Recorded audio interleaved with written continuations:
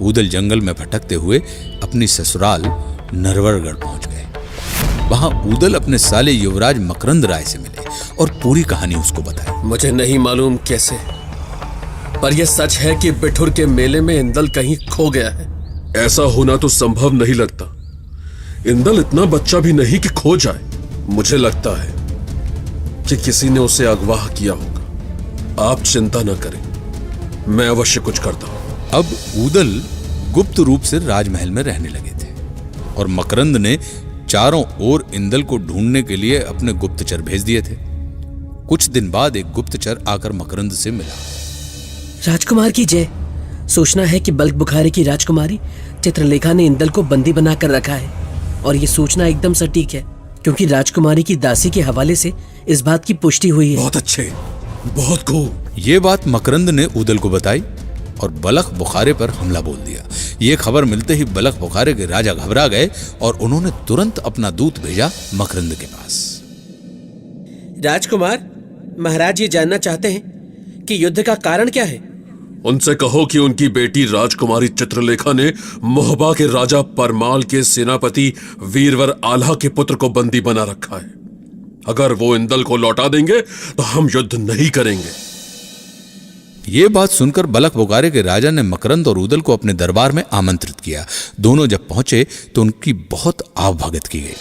क्षमा करें महाराज, लेकिन ये युद्ध करना अनिवार्य था। आप जानते नहीं है कि इस घटना से मोहबा के पूरे राज परिवार पर क्या असर पड़ा है। महाबली ऊदल और राजकुमार मकरंद, हम क्षमा प्रार्थी हैं, किंतु इस बारे में मुझे कुछ नहीं पता था। बलख बुखारे के राजा ने राजकुमारी चित्रलेखा को बुलाया और उसे बहुत फटकारा। हमें क्षमा कीजिए पिताजी, हमसे बहुत बड़ी भूल हो गई। सभा में इंदल उपस्थित हुआ। तब चित्रलेखा ऊदल को संबोधित करते हुए बोली, अतिथिगण, मैं इंदल से स्वयंवर करना चाहती हूँ, पर इंदल है कि मानता ही नहीं। हम इंदल से अत्यधिक प्रेम करते और हम इस भरी सभा में घोषणा करते हैं कि अगर इंदल नहीं माने तो हम अपने प्राण त्याग देंगे।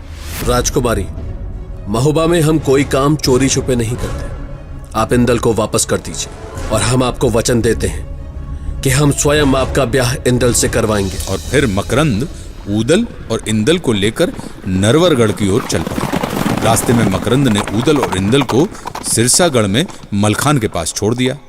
इंदल को जीवित देखकर मलखान बेहद खुश हुआ।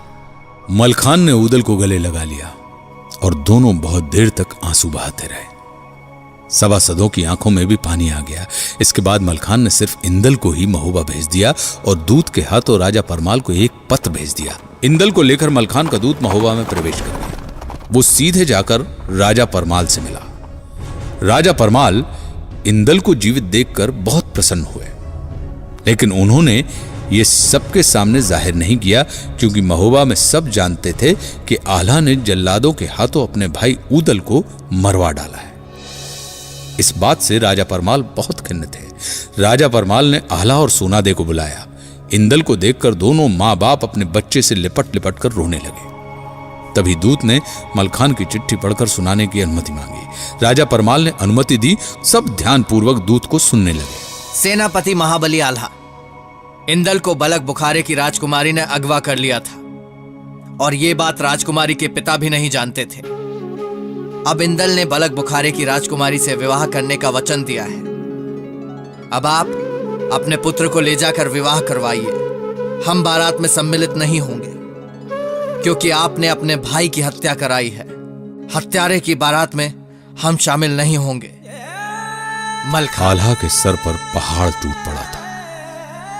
उन्हें एहसास हुआ कि उनसे कितनी बड़ी भूल हो गई है।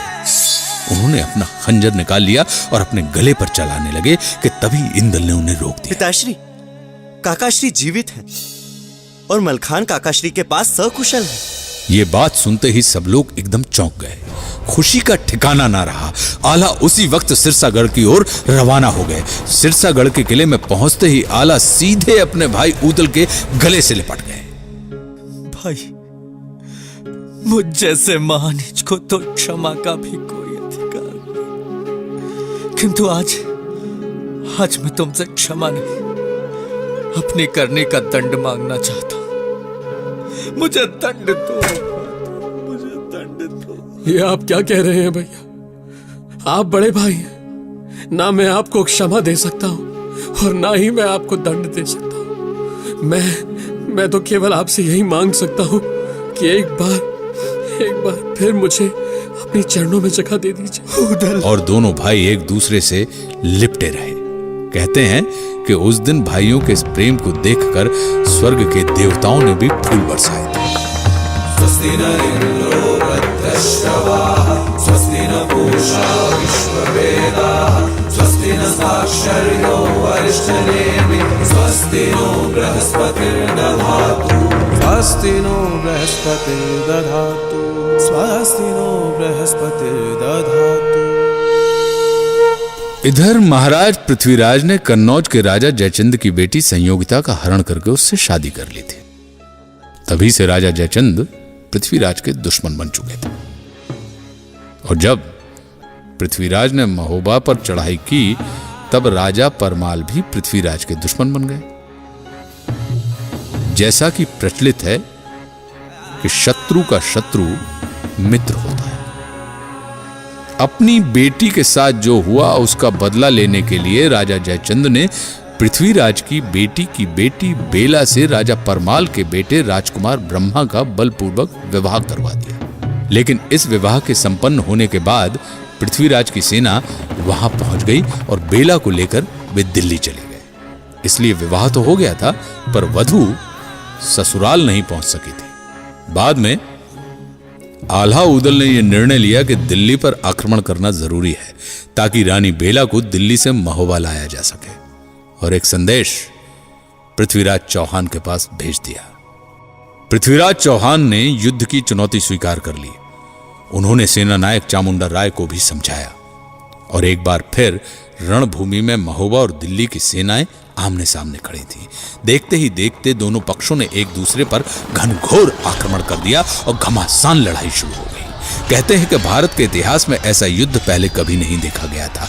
हाथी, घोड़े, तलवार, भाला, ताशे, नगारे, लोग आज भी इस युद्ध की तुलना कुरुक्षेत्र के युद्ध से करते हैं। बहरहाल लड़ाई करते हुए उदल पृथ्वीराज के सामने पहुंच गया और दोनों के बीच घमासान युद्ध हुआ और पृथ्वीराज घायल हो गए। पृथ्वीराज को बचाने के लिए चामुंडा राय आदि वीरों ने उदल पर एक साथ कई तरफ से मिलकर हमला कर दिया।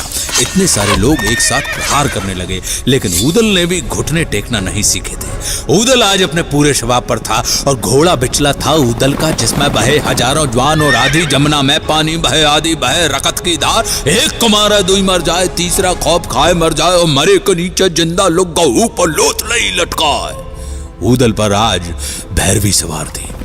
उदल आज अपने आप को बचाने की कोशिश नहीं कर रहा था, बल्कि ऐसा लग रहा था कि उदल अपने प्राणों का उत्सर्ग करने के लिए मचल रहा है। उदल लगातार एक के बाद एक चामुंडा राय और उसके सैनिकों को ऊपर प्रहार करते रहे। चामुंडा राय बहुत घबरा गया था और उसने बदहवास होकर अपने हाथ के भाले को उदल की तरफ फेंक दिया और वह भाला सीधा उदल के सीने को चीरता हुआ भूमि में गिरा। उदल वीरगति को प्राप्त हुआ। उदल को हत देखकर ब्रह्मा भौचक रह गया और चामुंडा राय ने इस मौके का फायदा उठाकर ब्रह्मा के ऊपर तलवार से वार किया और ब्रह्मा भी वीरगति को प्राप्त हुआ। लेकिन ब्रह्मा ने मरने से पहले दिल्ली के कई वीरों को ढेर कर दिया था। अंत में आल्हा चामुंडा राय पर आक्रमण करने के लिए निकले। एक के बाद एक दिल्ली की सेना के वीर आल्हा के हाथों मारे जाने लगे। चामुंडा राय भाग गया, लेकिन इस युद्ध में आल्हा भी घायल हो चुके थे और समर भूमि में एक और गिर पड़े थे। युद्ध समाप्त हो गया था। दोनों तरफ भारी नुकसान हुआ था।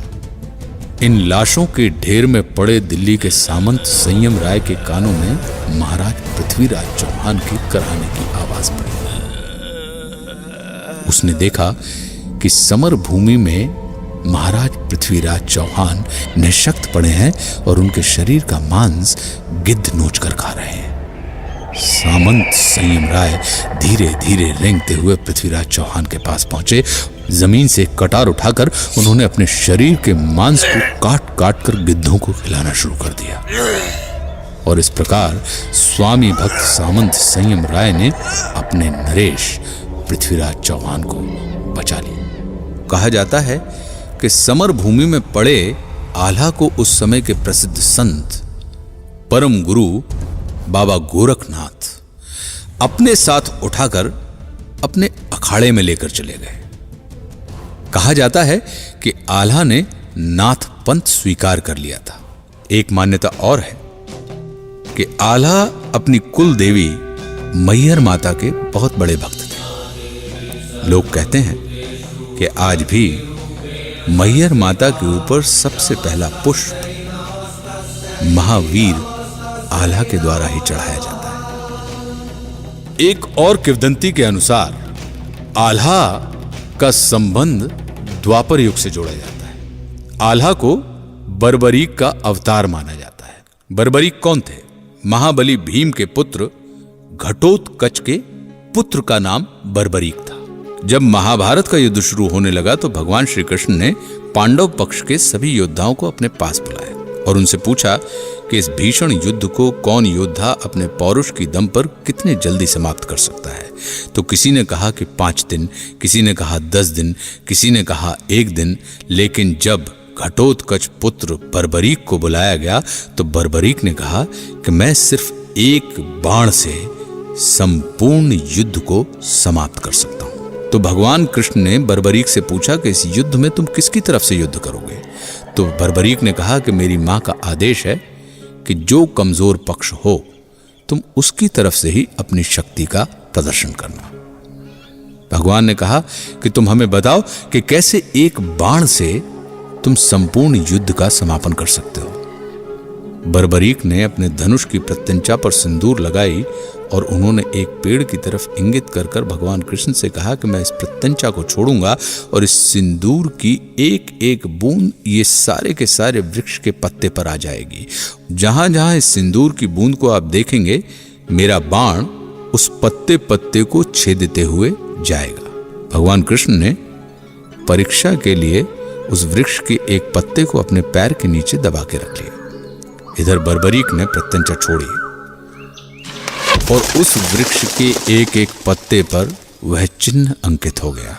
भगवान कृष्ण ने बहुत चुपचाप पैर के नीचे दबे हुए पत्ते को देखा तो वह पत्ता भी चिन्हित था और तत्काल ही भगवान कृष्ण ने सुदर्शन चक्र उठाया और बर्बरीक का सर धड़ से अलग कर दिया। घटोत्कच रोषित हो गया, भीम दुखी हो गए। तब भगवान श्री कृष्ण ने कहा कि इसकी मां ने कहा था कि ये अशक्त की तरफ से लड़ेगा, तो यदि ये तुम्हारी तरफ से लड़ता तो दुर्योधन अशक्त हो जाता, फिर ये दुर्योधन के पास चला जाता तो पांडव अशक्त हो जाते, फिर ये पांडवों के पास आता तो दुर्योधन अशक्त हो जाता। तो इसलिए बर्बरीक की बराबरी का कोई योद्धा इस काल में नहीं है। मैं बर्बरीक को लड़ने का मौका अवश्य दूंगा, लेकिन बर्बरीक को 1 युग तक इंतजार करना पड़ेगा। बर्बरीक, तुम्हारी बराबरी के योद्धा तुम्हें कलयुग में मिलेंगे। कहा जाता है कि आल्हा बर्बरीक के अवतार है। तो ये कहानी थी आल्हा ऊदल की। महोबा के कवि कुल श्रेष्ठ जगनायक या चारण जगनिक राव द्वारा लिखित परमाल रासों की इस अमर वानगी में उल्लेख है बुंदेलखंड के 2 असीम शूरवीरों का।